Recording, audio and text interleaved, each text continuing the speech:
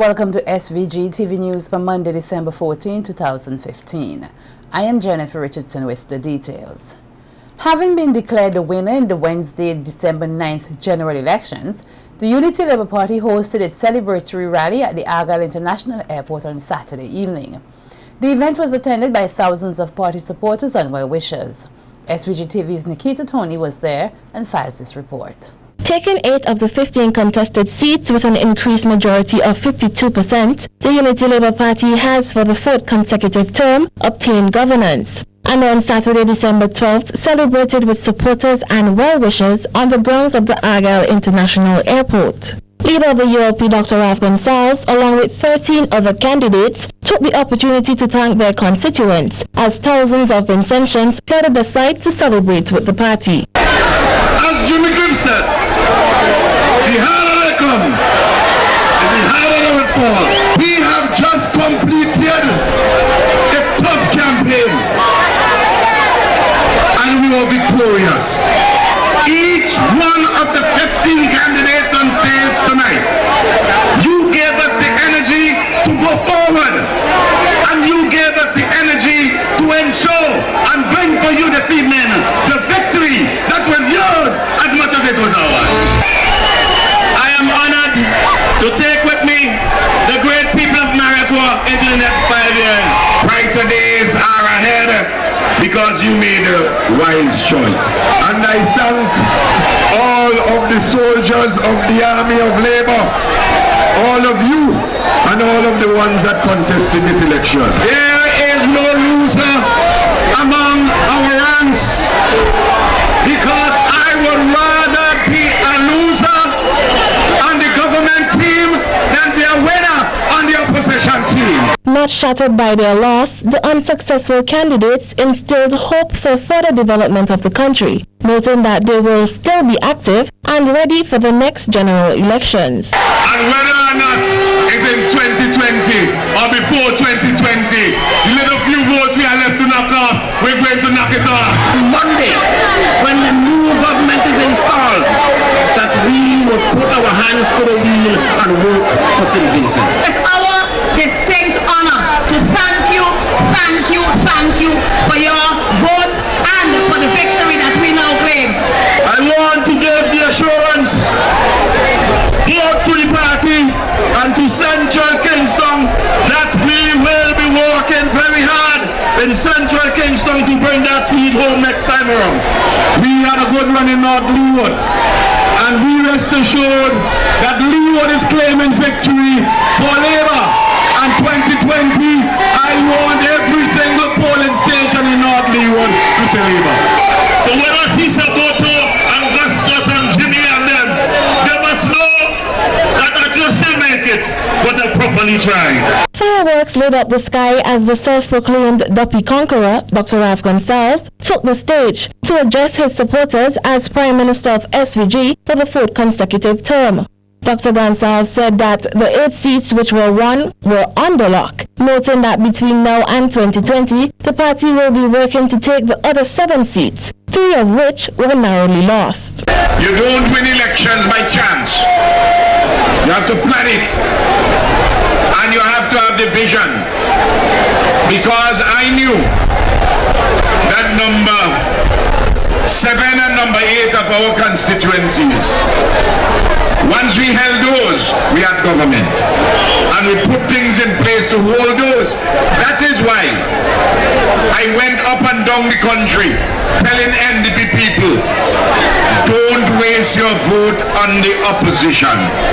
Because we have 8 seats locked down and you can't win any of them. Dr. Gonsalves noted that the party is stronger than ever, gaining popularity even after 5 years with 1 seat majority, despite hopes by the NDP for the party to fail. They fool themselves so much,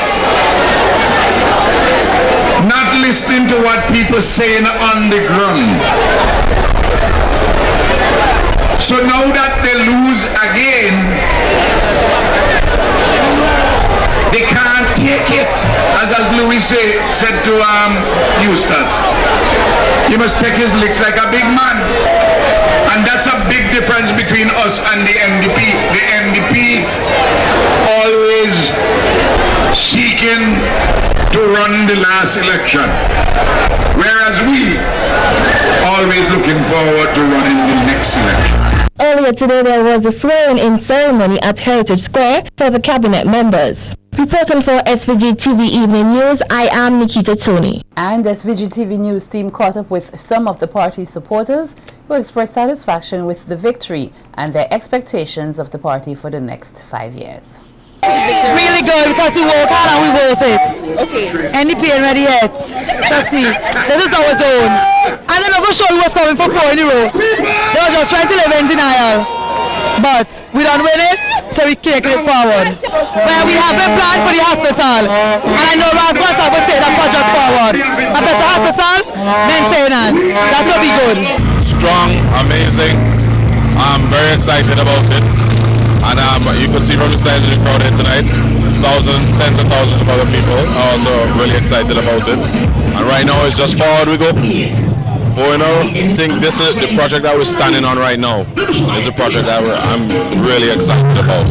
You know, not many other terminals have the air bridges, for instance. I had a tour inside the other day. It was really good. So I'm just really stoked for that. Better, it will do better for we. Everything will be very good. For 5 years, we better than the year gone before. This 5 years, the core will do everything we need. 10 in a row. Then a 5 again and a 10 hour game. Full 10 hour share again. Really nice, Prime Minister. I just love the man. And I vote in the man. For 5 years, five more term, I think this man will run this country. He was just here run the country. We have no goodness for this country. Claiming victory at the December 9th polls, the New Democratic Party, the NDP, staged a protest in front of the financial complex, of which the newly sworn-in Prime Minister Dr. Ralph Gonsalves has his office. Armed with placards and chanting for justice and free and fair elections, the crowd, which began to build over time, claimed that the December 9th general elections were filled with irregularities and was fraudulent. Leader of the NDP, Alim Eustace, who was on the front line with his supporters, says he was astonished to discover that the truck with the public announcement system supposed to be used for the protest action was seized by the police and taken to the barracks. The police have tried their best, or the government has tried its best, to try to disable this protest. This morning they surrounded our truck with our equipment, disabled the truck and pulled the truck into the barracks. So we have no sound system, that's why you see we're using bullhorns. The truck was parked, it was licensed, nobody was doing anything. But they did it. And they put the truck into the barracks. That's why you see we're using bullhorns. So we'll be having a full-fledged meeting now if that were not the case. We did that earlier this morning.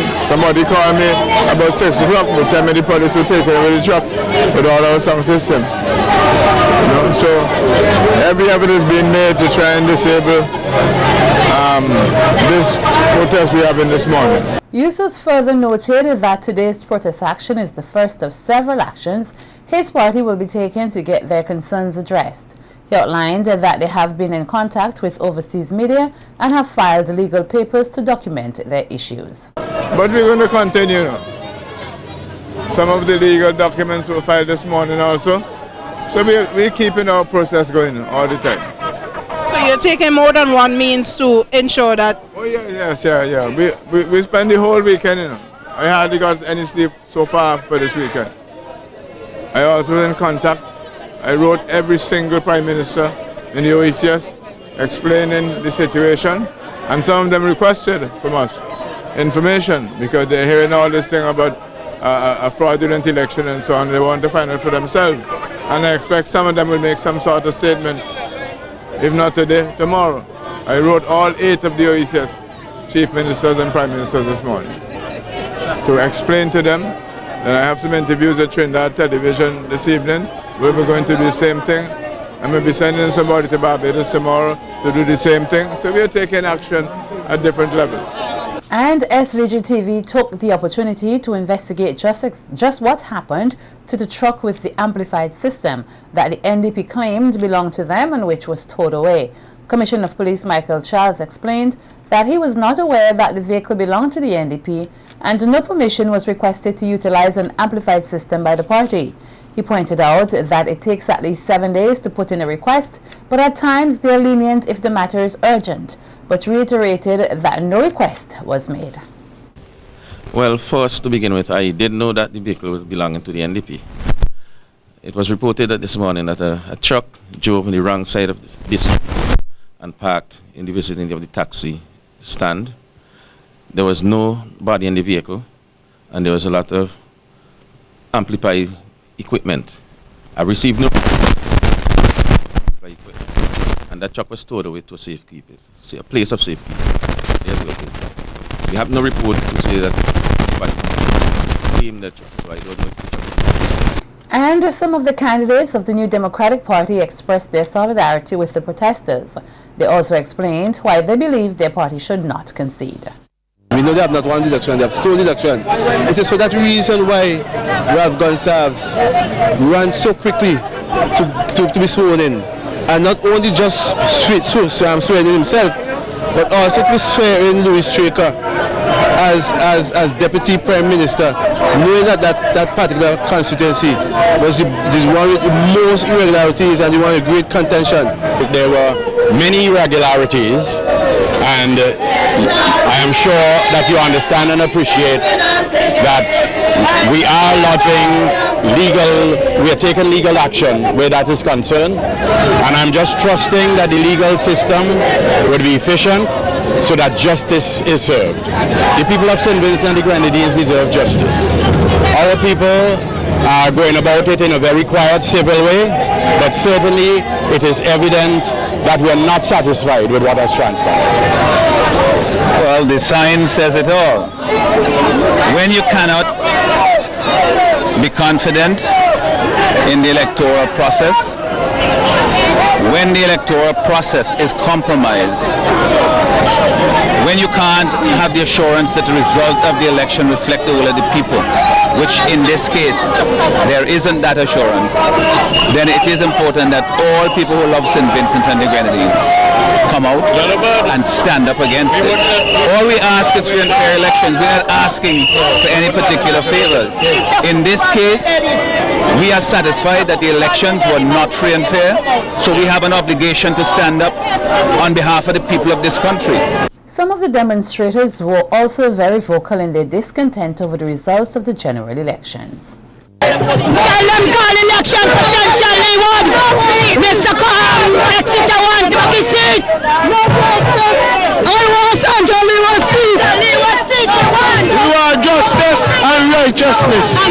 We don't stop until we get it. I would like to know when we have blocked the road in 2001, the police did not come and bar him. But now we come and fight for justice. The police did not come and bar me. We want justice. Deep in our hearts, we know that this election belongs to the New Democratic Party. Since 2001, they will never win no more again. They're too thief.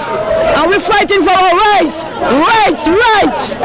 We need justice in the country and fight for our rights. We're not giving up. And I am fighting until the end because we wanted Mr. Eustace win, and Mr. Eustace must be the Prime Minister of St. Vincent and the Grenadines. I am on the front line for my children and future. Rights of people, we don't want too much of suffocation.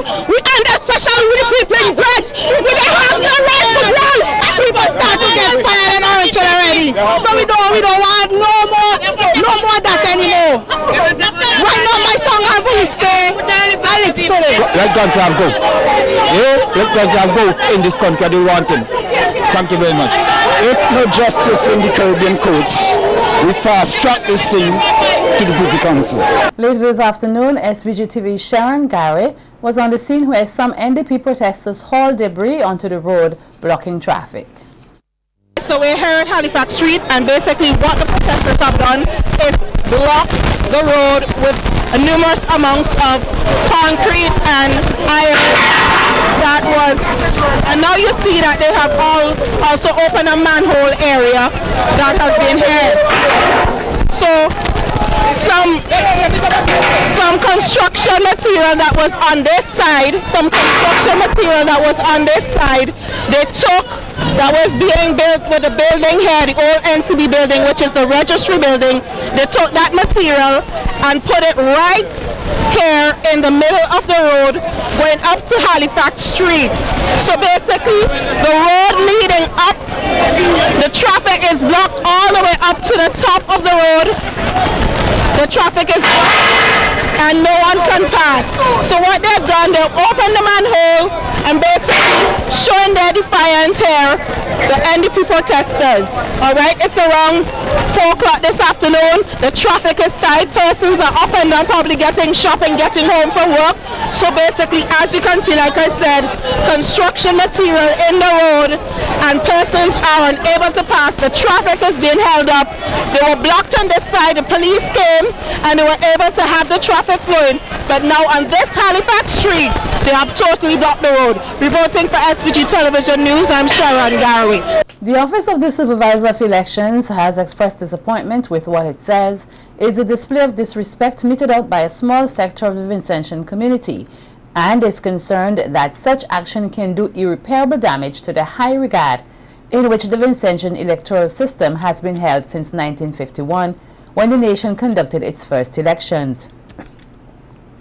In a statement issued today, the office says it is committed to free and fair and transparent elections and is concerned about allegations made based on what it terms as misinformation, half-truths and untruths. According to the statement by the Electoral Office, on election day, December 9th, they received a total of 8 letters of complaints on behalf of the New Democratic Party, the NDP, ranging from slow voting in some constituencies, an incident at a polling station in the Central Leeward constituency, and 2 other issues.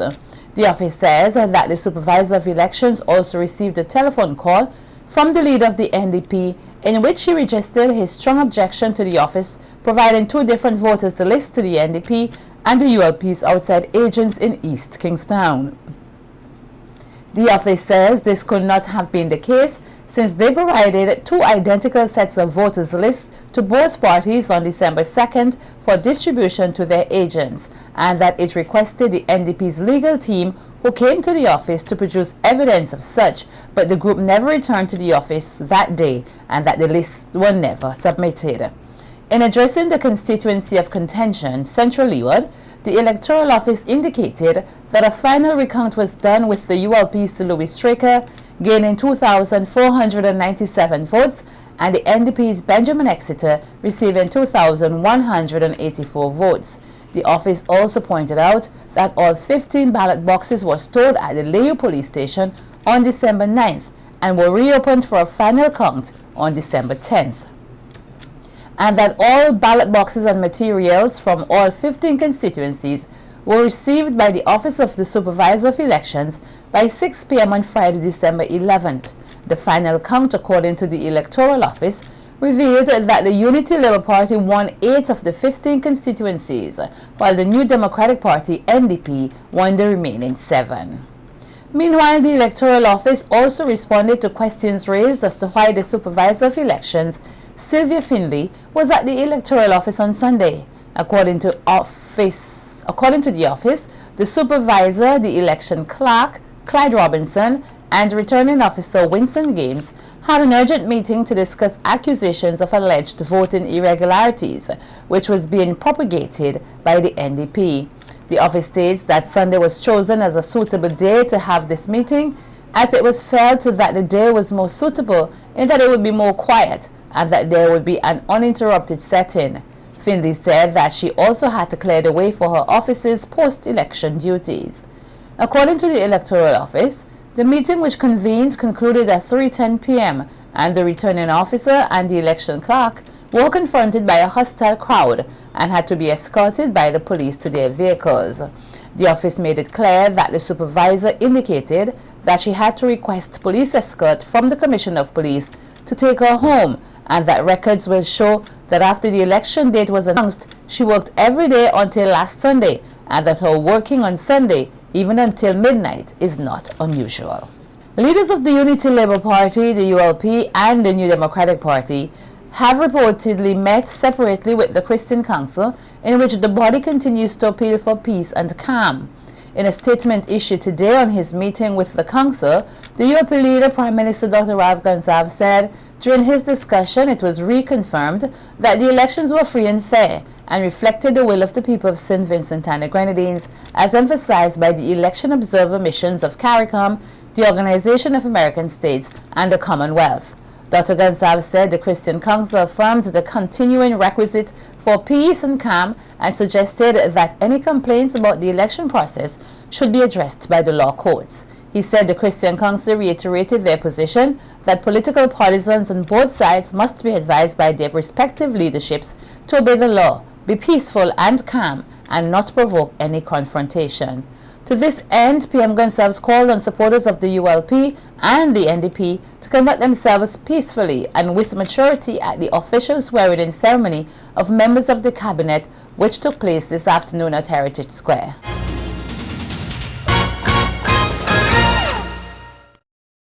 A state funeral will be held tomorrow for the late Grafton Cephas Isaacs, a former member of the House of Assembly and representative for South Leeward from 1974 to 1984. All flags in the state will be flown at half-mast tomorrow as a mark of respect to Isaacs. His body is expected to lie at the House of Assembly Chamber Courthouse from 10 a.m. to 1 p.m. tomorrow. The funeral service will then take place at the Methodist Church Hall in Kingston from 2 p.m. The viewing of the body will commence with the Governor General, Sir Frederick Ballantyne, between 10 a.m. to 10:15 a.m., followed by other officials, then members of the public. The St. Vincent and the Grenadines National Parks, Rivers and Beaches Authority launched 9 nights of Christmas lighting at the Botanical Gardens yesterday evening. The Botanical Gardens will be lit from 6 to 9 p.m. nightly until December 23rd. Officially declaring the event open, Chairman of the authority, Gideon Nash, said this year's event, in commemoration of both the 250th anniversary of the gardens, is part of this country's 9-morning celebrations. Nash also stated that the lighting of the gardens will continue to be a key part of the 9-morning celebrations and thanked sponsors and all persons involved in making the event a reality. This is the first time we are lighting up the gardens, and it will not certainly be the last. It will become a feature of the 9 mornings activities here in St. Vincent and the Grenadines, a place where you could come and experience what it is to see the lights.